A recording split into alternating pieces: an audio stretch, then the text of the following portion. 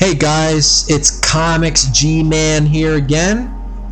Here to talk about some comics and shite.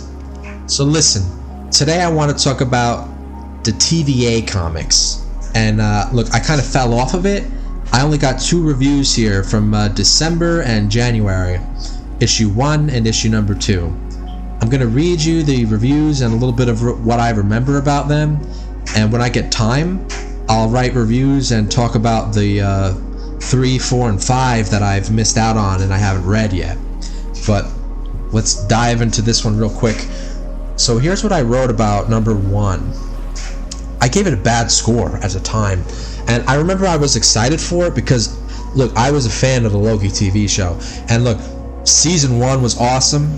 Season 2 was good. The worst part of the Loki series was Kang. And not because of what you think, like it was boring. Kang was boring.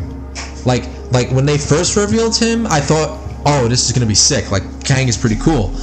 And then when they were going back in time, I remember being bored with them going back in time. That's what I remember where I was losing interest. If you guys watch the Loki TV show, season 2 kind of went off because, for me, there's a part where they have to go back in time and they have to find the guy who can help them fix the timeline strands of their machines. And it turns out that the guy who created it was Kang, but they're going to another iteration of him who's like this kind of shy, nice scientist in the 1800s or some bullshit. And it was boring, man. And it was so overly done. Like, every sentence was like, oh, he's a genius. Did you know he's a genius? He's a goddamn... We get it. He's a genius. Get out with this story. Get out with it. Get out with it. I want to see Loki and Sylvi. I want to see Loki and Sylvi do their shit. But, you know, we didn't get much of that in Season 2. Season 2 did pick up once they finally got away from the traveling back in the 1800s bullshit. They had some fucking good moments that I liked. But, yeah, that was a big... down from season 1. And I don't know if I remember, sorry to go off topic here, but I don't remember if it was season 1 or 2, but one of my favorite episodes was when he got trapped in that the garbage place that they send all of the bad copies of from the all the different dimensions or whatever, or multiverses, and like he met all the different Lokis, and I loved that he teamed up with like the young boy Loki and the old, like, I think that Loki, I don't remember, I'm pretty sure the old Loki that helped him get out was like the actual like comic book Loki. I'm pretty sure. Even if it wasn't, like, that was my headcanon. Like, I'm like, dude, that is the Loki from like the actual Avengers and the comics and Thor, like from the comics, like the old school shit. I love that. I love that episode. Like, that's one of the reasons why I love the TV series, and I stayed with it even though it turned to shit a little bit. Like, I loved they gave us that episode. That was so cool. They did that so cool, man. But anyway though, when I heard TVA was coming out as a series, like, yeah, nobody really talked about it. Yeah, nobody's gonna make a big deal about it. Like, I mean, even look at the overall score. It's a 6.5. You know, I wasn't expecting anything great, but I was gonna read it because I like it. I like the TVA concept. I actually like some of the side characters, so I wanted to read it anyway, just for my own headcanon. So what I said here is, in issue number 1, I said I wanted to like this as a fan of Loki, but the art is really bad. Feels kiddish, and the whole Spider-Gwen being a character is kind of lame. I would have been fine with just the cast from the show. Sylvie doesn't even show at all, even though she is on the cover, and Captain Britain comes off so generic and lacks any personality. Mobius and B-15 are great in the show, and the writing fits their characters in this comic, but it doesn't feel right. Something is off. This had a lot of great potential and really could have taken advantage of some of the Orwellian themes of the TVA and expand more Loki lore, but no, it felt like a cash grab. I will read the next issues and stick with it until number 5, but not impressed. Well, I do have the issues. I did stick with it technically, but I did not read 3, 4, and 5, so I will do that after this, when I get a chance. But see though, I really was into Loki at the time. You could see that, and yeah, one of the reasons why I like the TVA thing, like you see what I said there, I thought they had these like weird Orwellian themes in it, like the way they go after different copies and how they control the timelines, and I thought that was sick.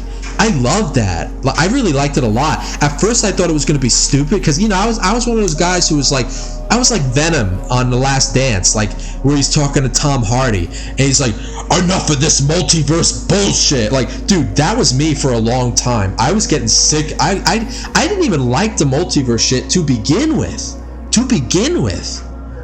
But the TVA stuff, like, kind of got me like, you know what? I could get on board with that. I like the TVA. I think that's fucking cool. I like this idea, you know? And how they showed up in Deadpool and Wolverine. And, side note. When I first saw Deadpool and Wolverine and the TVA showed up, I had no fucking idea what was happening because I didn't watch Loki yet. You know, it all made sense when I watched Loki and made me love it even more. But back to this. Let me read issue number 2. Let's see what we said here. Look, I gave it a better score than issue number 1. I put in the big caps, Sylvi. And the reason why I like that name is because my first dog was named Sylvi. She was a great dog, greatest dog I ever had. We took her in when she was old. I'm just so happy we had her. She didn't live that long, you know. She lived till 11, and she died. We only had her for about 8 months, but those were great 8 months, and that led me to the dog I have now. And yeah, so alright, so maybe I'm biased with the Loki show, even for something as small as the character's name being Sylvi like that. But anyway, Sylvi. So I say here, alright, so this was a big improvement from issue number 1. Nothing huge happens in terms of action. Comic is mostly dialogue, but feels like it is getting back to its Loki roots. Was a faster read than the previous ish, but that might be because it was more to the point. Highlight of the comic is Sylvi shows up, so I'm happy about that, and clearly a good build up to a Loki reveal, hopefully, but it will most likely happen by issue number 5.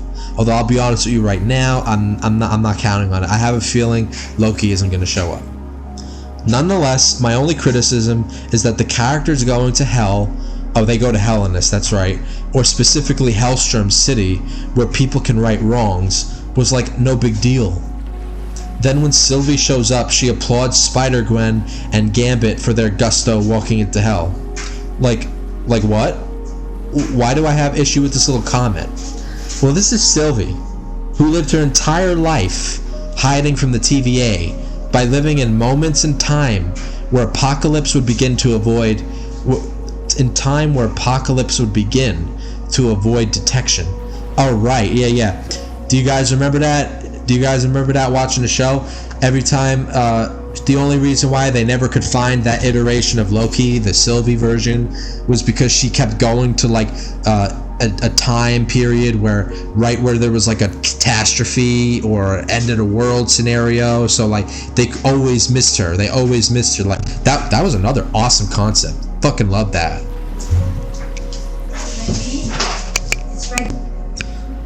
But yeah, anyway, that was awesome. So anyway, what was I saying? Alright, so I say here, so I'm just saying, I'm making the point that, like, it shouldn't take much to impress this woman. Like, it took a lot for Loki and her to kind of form a bond and realize, like, to respect each other. Like, and I remember all the things they did with each other, like how they fought each other, how they survived all these like crazy situations. So like it took a lot for them to be impressed and respect each other, and that was great. But like she just meets Gambit and what was her name? Spider-Gwen. Give me a break. And she's impressed that they go to hell. Give me a break. That was so lame. I remember not liking that. But anyway, I say here. So she never lived in a stable world until Loki controlled the multiverse. Most importantly, she was one of the main forces through sheer vengeance to find and kill Kang, being the one responsible for the collapse of the almost invincible tyrannical TVA and also the multiverse going awry in the first place. So a couple of characters walking in the safest, yeah, that's right, the safest version of hell is peanuts when compared to what Sylvi went through. That's bad writing, and I have to call that out. Yeah, right, like, if I remember right, there's a scene in this issue where they're walking in hell, and the demon dude, whatever he is, I don't know, the son of the devil or something, I don't know. He's like walking them through his library, and he's like, oh, this is my collection, and oh, knowledge is this. It's like, dude, this is hell, bro. Your library should be like the knowledge of how to fucking torture people for eternity. The knowledge of how to fucking turn good people evil. Like, this is lame. Who thought this was a good idea? I mean, maybe this is a place in the comics, I don't know, that I don't know about, but it's a lame ass idea, I thought. So anyway, I say here, please, the next issue, do not diminish Sylvi to raise up the lesser characters. She needs to stand out more, including the original cast like Mobius, B-15, and Obi.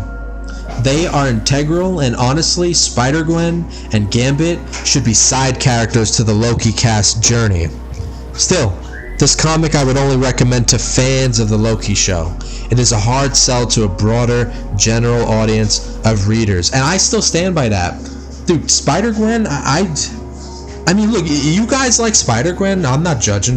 That's great, wonderful. I like a lot of weird, obscure characters that a lot of other people probably look at me like I'm crazy, why you like that character, but me personally, it's like, dude, Spider-Gwen, where did this come from? What? Like, and you can be, don't be like, right, you know, she's a girl. No, dude, you got Spider-Girl. You got Spider-Woman. What the fuck is a Spider-Gwen? What? Dude, I could tell you the Spider-Woman comics I like. I haven't read Spider-Girl yet, but I got those ready. I am ready. But Spider-Gwen? I'm not fucking reading that shit. Are you kidding me? That looks stupid. Are you crazy? But hey, look, to each his own. I'm not judging. I'm just saying, me personally, not my thing. Not my thing. But, look, I will get back to you guys eventually, and I will read 3, 4, and 5 and let you know what I think about it. If you like this, let me know. If you didn't, let me know.